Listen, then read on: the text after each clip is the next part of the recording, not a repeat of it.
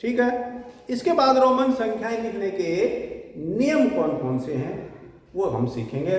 तो पहला नियम है चिन्ह की पुनरावृत्ति यानी कि रिपीट होने पर चिन्हों का जोड़ हो जाता है। जैसे मान लो हमारे पास ये दो चिन्ह हैं, ठीक है। इन एक चिन्ह x, इसकी पुनरावृत्ति यानी कि इसको हमने 2 बार लिख दिया, तो इसका मान निकालने के लिए हम इन दोनों चिन्हों के मान को जोड़ देंगे, यानी 10 जमा 10 बराबर इसका मान क्या हो गया 20। क्लियर? रूल नंबर 1 समझ में आ गया? Yes sir. आगे चलें। Yes sir. अगला है रूल नंबर 2, किसी भी संकेत की 3 से अधिक बार पुनरावृत्ति नहीं हो सकती। यानी किसी भी चिन्ह को हम अधिक से अधिक 3 बार ही लगातार लिख सकते हैं, ठीक है। जैसे मान लो ये है हमारा चिन्ह 1 का, तो इसको हम ज्यादा से ज्यादा 3 बार लगातार लिख सकते हैं और इसका मान क्या हो जाएगा 3। यदि हमें 4 लिखना है तो इसका मतलब ये नहीं है कि हम 1 को के चिन्ह को एक बार और लिख दें, तो ये हमारा गलत हो जाएगा। इस प्रकार नियम 2 के अनुसार किसी भी चिन्ह को 3 से ज्यादा बार रिपीट नहीं किया जा सकता। Rule number 2 clear? आगे चलें। Rule number 3। रूल नंबर 3 हमारा VLD। इन संकेतों की कभी पुनरावृत्ति नहीं होती, अर्थात ये तीनों चिन्ह लगातार 1 से अधिक बार कभी भी नहीं लिखे जाते हैं, ठीक है। मान लो हमने 10 लिखना है, तो 10 लिखना है इसका मतलब ये नहीं है कि हम 5 के चिन्ह को 2 बार लिख देंगे और 5 जमा 5 बराबर 10 हो जाएगा। ऐसा करना गलत होगा। तो रूल नंबर 2 यानी कि VL और D इन संकेतों की पुनरावृत्ति अर्थात ये जो साइन है ये कभी भी रिपीट नहीं होंगे। क्लियर? आगे चले। रूल नंबर 3 करवा दिया। रूल नंबर 4, यदि छोटे मान वाला कोई संकेत बड़े मान वाले किसी संकेत के बाईं तरफ है, बाईं तरफ यानी उल्टे हाथ की तरफ, लेफ्ट हैंड की साइड में, तो वो बड़े चिन्ह में से घटेगा। और यदि राइट साइड में अर्थात दाईं तरफ है तो उस स्थिति में हम जोड़ करेंगे। जैसे मान लो हमने कोई 2 चिन्ह ले लिए, एक तो V जिसका मान होता है 5 और एक जैसे हमने ले लिया I जिसका मान होता है 1, ठीक है। अब मान लो ये हमारा बड़ा चिन्ह है 5 और इसके बाईं तरफ यानी लेफ्ट साइड में अगर हम लिखेंगे तो ये संख्या घट जाएगी इसमें से और इसका मान क्या हो जाएगा 4।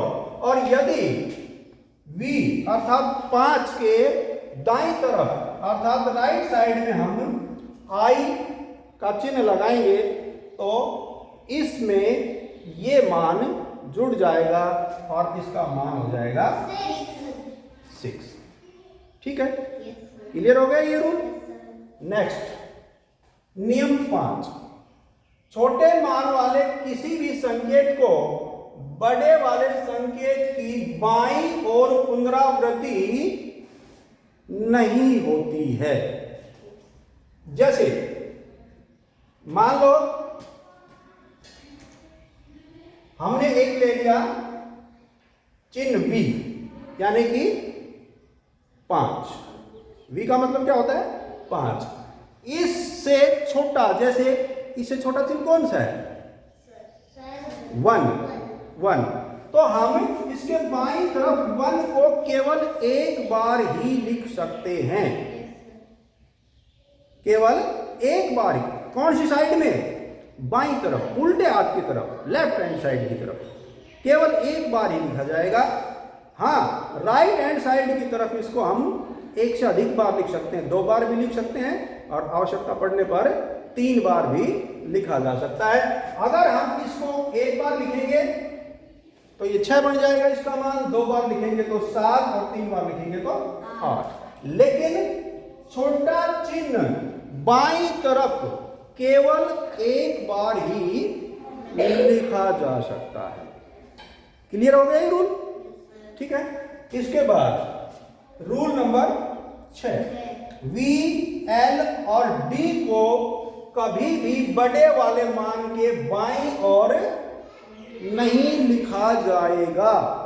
बड़े वाले के बाईं तरफ इनको नहीं लिखा जाएगा। बड़ा मान लो हमने एक चिन्ह ले लिया सी और एक चिन्ह ले लिया छोटा चिन्ह वी, तो सी के बाईं तरफ वी नहीं लिखा जा सकता। इसको केवल बड़े चिन्ह के राइट साइड में ही लिखा जा सकता है। समझ में आ गया ना? ये रूल क्लियर हो गया? इसके बाद नेक्स्ट रूल है, संकेत आई को केवल v और x में से ही घटाया जा सकता है।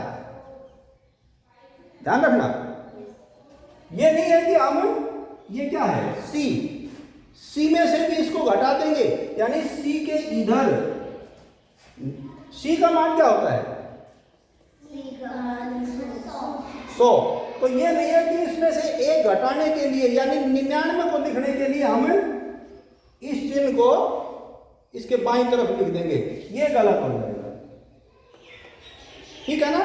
हाँ, इसको हम इसके राइट साइड में लिख सकते हैं। यदि हमें मान लो 101 लिखना है तो हम सी के राइट साइड में तो इस चिन्ह का प्रयोग कर सकते हैं, लेकिन इस चिन्ह का प्रयोग सी के लेफ्ट साइड में हम नहीं कर सकते।